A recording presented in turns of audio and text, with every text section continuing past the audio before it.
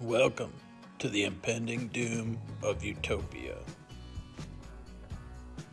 Is the pandemonium over? Will the shock crush the -19 and all of its strains? It may, and many believe life will go back to what it was. Most likely, if this crisis is truly eradicated, another crisis is waiting in the wings. Why would that be a consideration? Let's start with what everyone perceived as normal. Our standard of living has been overlooked. Over the last 30 years, we went from our monthly basic needs being met with half or less of our individual income to breaking even or being negative, resulting in the need for multiple incomes. Our needs have surpassed our incomes, which has a direct correlation with the productivity of our nation. We went from a manufacturing powerhouse, exporting more than importing, to a mainly services economy that imports 70% or more of our goods. How did this happen? Regulations are our main contributor, coupled with cheaper materials and wages overseas. Then couple that with trade deals favoring other countries, and you have your answer.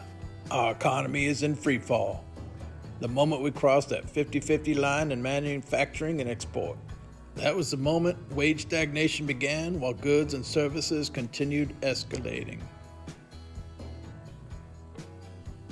We went from higher paying production careers to low paying service sector jobs. Adding to the woes, our brilliant leaders, instead of letting recessions run their course, decided instead to bridge over them with currency digits. This wittingly or unwittingly sucked us into the infinite digitizing of debt in an ever-continuous recessive economy. What this means is you will get poorer and require more household incomes to maintain your lifestyle, while all those digits continue to bloat and backstop the wealthy, until something fractures under the weight of all those digits. Or the leaders figure out a reset. Otherwise, we can only expect a stagnant economy followed by a bankrupt country, or the utter collapse of our empire at or near the empirical cyclical lifespan of 250 years, which I'm certain our enemies or competing countries are salivating over, where we literally start over from the dust. I highly doubt our fearless leaders would opt for that over the creepy, controlling global reset agenda that fits all their socialist agendas to near perfection and continues or even enhances their dominant leadership and wealth,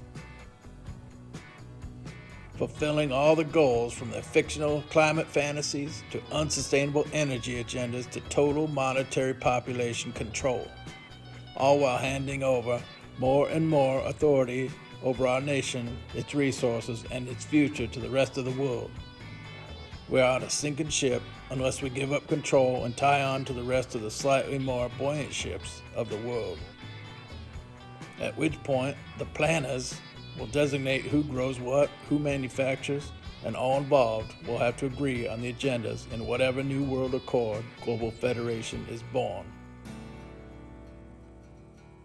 Our current planners have us set on an unsustainable course that is in lockstep with a global elitist self-righteous plan, who are itching to step in and see their twisted utopia dream come to fruition. Wolves disguised as shepherds, feeding the sheeple from their hairy paws while lulling them into submission. It has begun.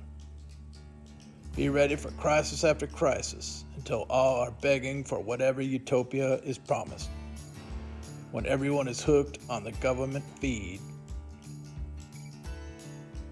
While all this is taking shape, so is our history being reshaped. Soon, only what's deemed fact by the social media, the media, and the politicians will be permitted for you to search.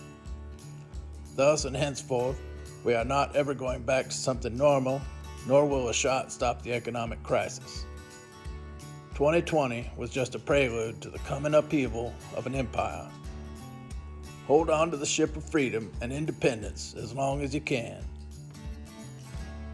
Soon you may be in a lifeboat on the sea of disinformation, globalization, and the surf of feudalization.